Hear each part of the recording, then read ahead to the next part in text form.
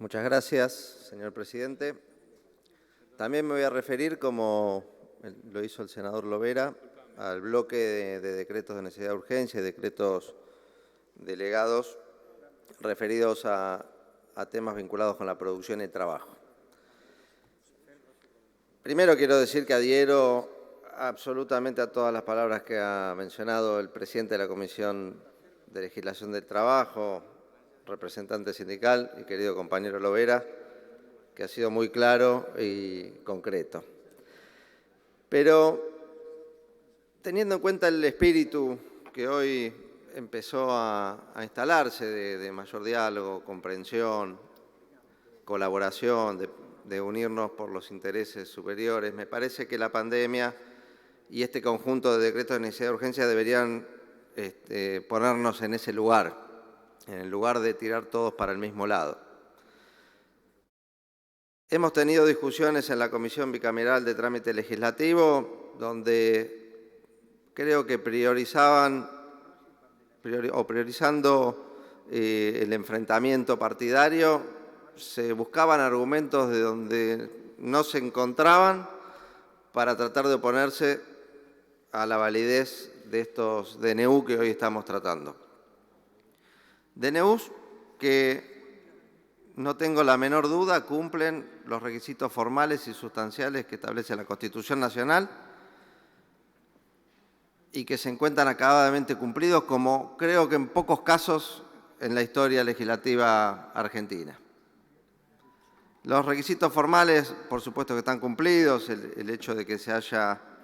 dictado en acuerdo de ministros y que se haya enviado dentro de los 10 días a la Comisión Bicameral, pero sobre todo los requisitos sustanciales que establece la Constitución de la necesidad y la urgencia. La Constitución dice que cuando hubiera circunstancias excepcionales que hicieran imposible seguir el tratamiento ordinario de las leyes, el Poder Ejecutivo puede dictar estos decretos de necesidad de urgencia. Y creo que en la facultad hay pocos ejemplos más claros y concretos para explicar cuándo es posible, cuándo se justifican, cuándo se habilita esta excepción que es el dictado de decretos de necesidad de urgencia. Son situaciones como esta, una pandemia no nacional, mundial, que obliga al Poder Ejecutivo a tomar decisiones urgentes y cambiantes, porque ahora ha pasado un tiempo y ya algunas nociones tenemos, pero hay que recordar cómo era la situación en la Argentina y en el mundo a medida que avanzaba esta pandemia y que íbamos sin saber recorriendo ese triste tránsito de una enfermedad, de un virus que afectó a miles de familias en la Argentina y en el mundo. Y para tomar decisiones que permitan evitar muertes, evitar contagios, ir tomando medidas de precaución, era día a día la batalla. Era día a día, como también lo fue la decisión de tomar medidas para proteger a las personas, a las empresas, para morigerar, como decía Lovera recién, las consecuencias económicas de este parate mundial que implicó la pandemia del coronavirus. Entonces, cuando algunos se ponen exquisitos en paladines estrictos de la calidad institucional, del republicanismo, quiero decir que en este caso estamos tratando decretos de necesidad y urgencia que tienen una justificación mucho más clara y concreta que otros que nunca fueron cuestionados por algunos que hoy se rasgan las vestiduras con la cantidad de decretos que hubo que tomar en el transcurso de esta pandemia. Hay que recordar, y sin ánimo de confrontar, pero sí de tener memoria y de poner una vara común a la hora de analizar decisiones que toman los poderes ejecutivos en distintas circunstancias. Que no se tuvo la misma vara cuando se designaron jueces de la Corte Suprema por decreto, ni se dispuso el traspaso del sistema de escuchas telefónicas por decreto de la Procuración a la Corte Suprema, ni cuando se derogó por decreto de necesidad de urgencia el Código Procesal Penal, ni la ley, ni cuando se derogó también por DNU la Ley de Servicios de Comunicación Audiovisual tan debatida y de un decretazo de un día para el otro, sin necesidad y urgencia, se dejó sin efecto una ley, o el mega DNU para modernizar el Estado, que en el año 2018 derogó 19 leyes y modificó otras 140 en un solo DNU. Ni hablar la falta de tratamiento legislativo de uno de los problemas más trascendentes que hoy tenemos que afrontar, que es el endeudamiento brutal, enorme y récord que se produjo en la Argentina durante el gobierno anterior, o decretos también que rozan el escándalo o son directamente escandalosos, como aquel que observó parcialmente una ley que se había votado por un consenso para impedir que los familiares de los funcionarios pudieran blanquear, y por un decreto se permitió y efectivamente se logró que familiares del expresidente de la Nación pudieran blanquear siderales sumas de dinero que tenían negro fuera del país. Pero yendo al contenido de fondo de estos DNU que estamos discutiendo ahora, ya muy bien el senador Snopeck habló sobre los DNU del distanciamiento y del aislamiento social preventivo obligatorio. Yendo más al contenido, a la discusión, yo entiendo que acá haya debate y haya discusiones y diferencias sobre la orientación que tienen estos decretos de necesidad de urgencia. Y son muy coherentes los DNU que mencionaba recién Daniel Lovera para proteger el trabajo y la producción, que se tomaron frente a las distintas crisis que tuvo que afrontar este gobierno. Digo distintas crisis porque el primer DNU que estamos tratando fue antes de la pandemia y tiene que ver con una crisis anterior, generada en el empleo, en el trabajo, en la producción, que tuvo como causa, sin ninguna duda, un plan económico que generó que en poco tiempo pasáramos de tener una desocupación del 5,9% en diciembre de 2015 al 9,8%, casi el 10% en el año 2019 cuando Macri entrega el gobierno. Que se perdieran o cerraran 23.000 empresas en ese periodo de 4 años. Que más de 240.000 personas en la Argentina perdieran su trabajo. Una crisis en el empleo, en la producción, generada por decisiones políticas, por un plan económico, por medidas de política económica concretas y que nosotros cuestionamos. Y que costaba mucho más revertir, también producto de las condiciones en las que el Gobierno Nacional recibió el país en diciembre de 2019, con una deuda externa que, sin ninguna duda, condicionaba cualquier otra decisión profunda que se pudiera tomar. Pero generamos en la Argentina este desempleo, este cierre de empresas por la apertura de las importaciones, por la liberalización de la economía, la fuga de capitales, la promoción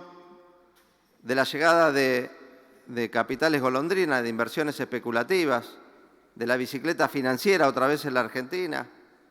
y la apertura de las fronteras para que haya fuga de capitales, por el recorte del gasto público, por ese enfriamiento de la economía. Y el peronismo siempre reaccionó frente a estas crisis con políticas económicas concretas y coherentes. Decía que antes de la pandemia la primera decisión que tomó nuestro gobierno de manera urgente y porque era muy necesaria para evitar que se sigan perdiendo o aminorar la pérdida de los puestos de trabajo fue la doble indemnización. Y yo entiendo que no estén de acuerdo con la doble indemnización, si no están de acuerdo con la simple, mucho menos van a estar de acuerdo con la doble. Pero es coherente nuestra posición porque el primero que estableció la doble indemnización en la Argentina en el año 1945 fue Juan Domingo Perón. La primera doble indemnización que se estableció en la Argentina para evitar los despidos que la Unión Industrial y otras cámaras empresariales amenazaban con llevar adelante porque no podían pagar el aguinaldo. En ese momento, el cuestionamiento y la amenaza del despido tenía que ver con la sanción del aguinaldo, del sueldo anual complementario. Perón dispuso la doble indemnización para proteger los puestos de trabajo. Era en ese entonces de medio mes de sueldo por año de servicio, pasó a ser de un mes por año de servicio. Pero esta doble indemnización también volvió a aparecer frente a una crisis heredada de gobiernos no peronistas. Fue en el año 2002, después de la crisis del 2001, que se volvió a establecer en la Argentina una doble indemnización para proteger el empleo existente mientras se tomaban las medidas necesarias para reactivar la economía y volver a tener pleno empleo en la Argentina. Y funcionó la doble indemnización en el año 2002, cuando el desempleo superaba los 20 puntos y terminamos en el año 2019 con el 5,9% de desempleo. Vaya si funcionó la doble indemnización de la mano de un montón de otras medidas de política económica contracíclicas, de medida política económica expansiva, de fortalecimiento del consumo, del poder adquisitivo de la gente. Funcionó y es coherente. Lo mismo frente a otras crisis que no son tan recordadas, pero que fueron tremendas en la Argentina y en el mundo, como la crisis financiera del año 2009. Ahí fue cuando nació una herramienta que hoy se vuelve a utilizar, que el macrismo dejó abandonada, a pesar de que podría haber sido muy útil para proteger los puestos de trabajo y proteger a las empresas para que no cierren, como fue el Programa de Recuperación Productiva, el REPRO. El REPRO nace en el 2009 frente a esa crisis financiera internacional brutal. Y hoy se recupera como tantas otras medidas de política económica que era urgente tomar en este contexto, donde las empresas veían impedida la posibilidad de seguir trabajando, produciendo y peligraban los puestos de trabajo. Medidas que tomó este gobierno para proteger los puestos de trabajo, que son los trabajadores y también las empresas, porque no solamente nuestro gobierno aplicó la doble indemnización, luego la suspensión de los despidos sin justa causa, sino que también tomó muchas medidas para ayudar, para contribuir, para fortalecer la economía de las empresas, como bien decía Lovera, el ATP, el REPRO 2, pero también subsidios a los créditos, tasas, congelamiento de tarifas, tasas subsidiadas, etcétera, etcétera. Entonces, creemos que estas medidas, que son parte de una tradición de los gobiernos peronistas, de proteger el trabajo, de proteger la producción nacional, de fortalecer el mercado interno, de fortalecer el consumo, no solamente son coherentes, no solamente eran necesarias, sino que además en ese contexto de pandemia donde todos los días veíamos que cerraban empresas, eran más que urgentes. Por todo eso, señor presidente, nuestro bloque va a acompañar el dictamen de la mayoría para declarar la validez de los decretos de necesidad de urgencia mencionados por el señor secretario parlamentario. Muchas gracias.